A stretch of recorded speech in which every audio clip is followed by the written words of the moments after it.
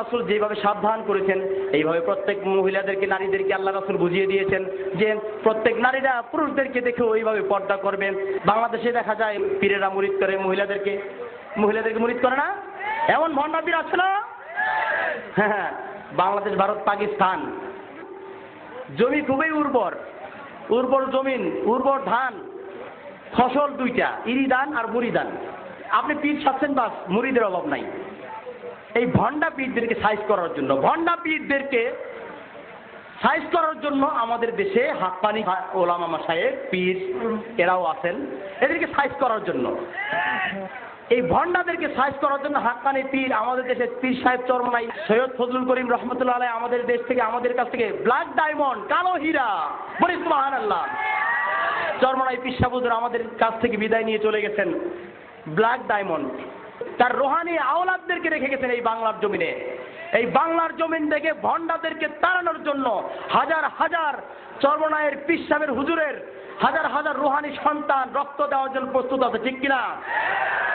তার হাজার হাজার রুহানি সন্তান প্রস্তুত দেওয়ানবাগির মতো ভণ্ডাদেরকে সাইজ করার জন্য। শহীদ হয়েছিল না মুসলমানেরা? শহীদ হয়েছিল না? কোথায় গেছে? জান্নাতে চলে গেছে, বলি সুবহানাল্লাহ। এই দিনের জন্য যদি রক্ত দিয়ে কেউ, এক ফোঁটা রক্ত দিয়ে যদি কেউ প্রমাণ করে দিতে পারো, তাহলে বুঝবো সেই প্রকৃত মুসলমান। এই খুশকিসমতি সৌভাগ্য সবার হয় না।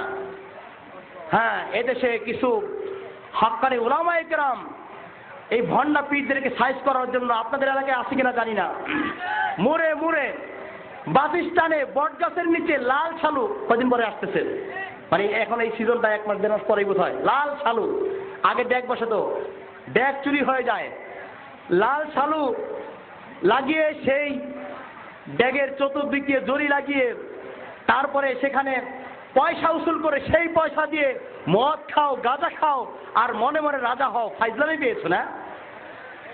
হ্যাঁ, আর খিচুড়ি রান্না করে খাজা বাবা ডাকো। হ্যাঁ, ওই খাজা বাবা কাল কিয়ামতের দিন আল্লাহ রাব্বুল আলামিনের দরবারে মানহানি মামলা দায়ের করবে। খাজা মাইনুদ্দিন চিশতি রহমাতুল্লাহি আলাইহি ওনার মিশন কি ছিল? ওনার মিশন সম্বন্ধে আগে জানার চেষ্টা করো। এলেম কালাম কিচ্ছু নাই, আগে খাজা বাবা শুরু করো। খাজা মাইনুদ্দিন চিশতি রহমাতুল্লাহির নামে তোমরা ড্যাগ বসাও আর ভিক্ষা করো আর গান গাও খাজা করে। এই খাজা কাল কিয়ামতের দিন বলবে রব্বুল আলামিন আমার নামে ভিক্ষা করেছে, এদের সবাইকে শিকল দিয়ে বেঁধে জাহান্নামের দিকে নিয়ে যান।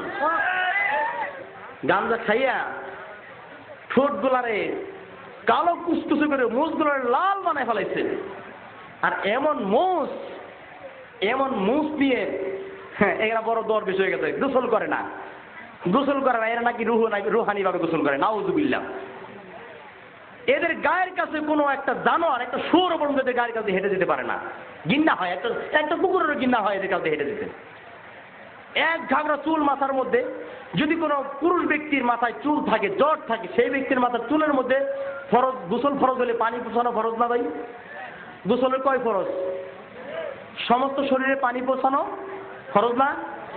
সেই ফরজের মধ্যে তো চুল তো একটা ফরজ, চুল ভিজানো ফরজ। এই চুলের মধ্যে জট হয়, আর জট হয়ে এমন অবস্থা সেই চুলের মধ্যে উকুন তো দূরের কথা, উকুন লজ্জা পায় এখানে থাকতে, এখানে শয়তানের পায়খানা করে এখানে।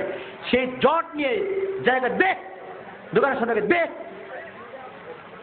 আর পৈতৃক সম্পত্তি, বাপের সম্পত্তি আছে জায়গায় দেখ। হ্যাঁ, এইভাবে দেখ। আরেক দল বেরিয়েছে ধূপ নিয়ে দোকানের সামনে যে কয় দেখ। এই হলো আমাদের সমাজের অবস্থা। সমাজে শান্তি আসবে কি করে?